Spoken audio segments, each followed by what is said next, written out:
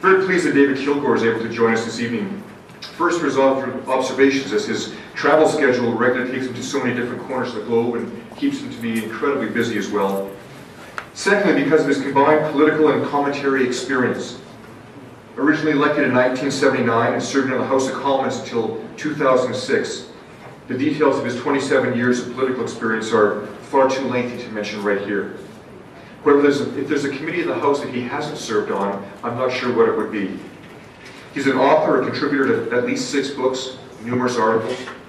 I've asked David to come and bring his thoughts on the importance of organizations such as the IMFC to undertake and compile research around marriage and family and contribute it back into the public square, and in particular with elected officials and bureaucrats. David, thank you for taking the time to join us this evening. I look forward to your thoughts. Thank you very much.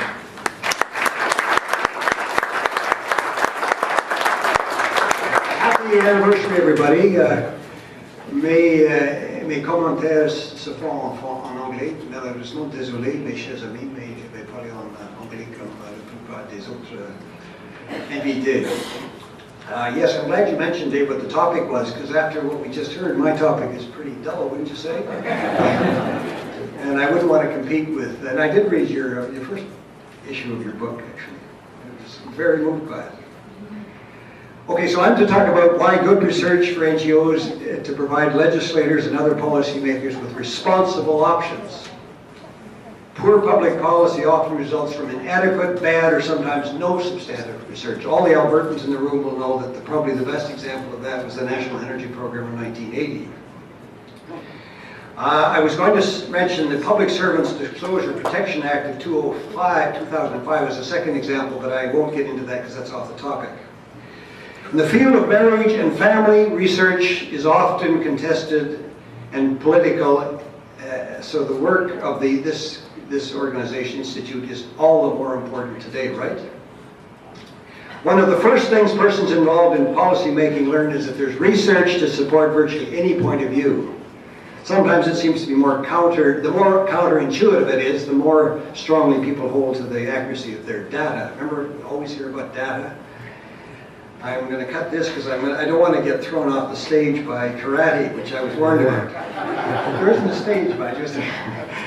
The IMFC helps fill a research void by meeting high research standards. I learned that the Ottawa-based organization in researching this topic, the Social Research and Demonstration Corporation, how many of you have heard of that? I asked 2 people tonight, 2 hands went up. I asked someone tonight and said they'd never heard of it. Well, they're a recipient of the Outstanding Research Contribution Award. They have 10 principles that they use, and I'll only use some that I hope that you'll be interested in.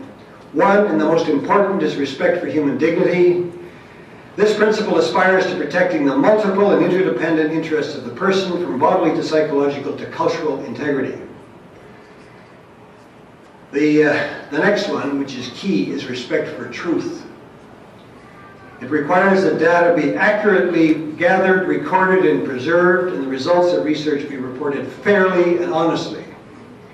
Information will not knowingly be misinterpreted or used in inappropriate ways. Does anyone know a politician that's ever done that?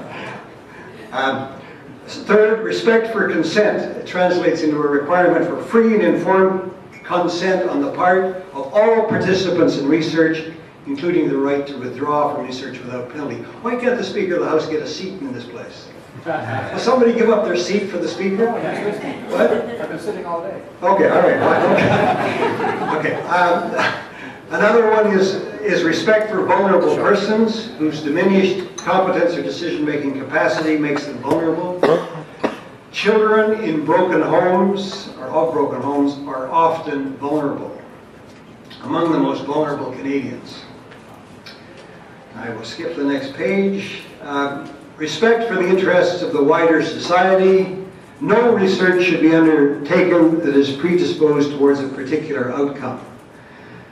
I must say that one gets me right there, because we've all done that as politicians. We've all, or as lawyers too, we've all argued what we know is the worst argument to try to make it look like the better.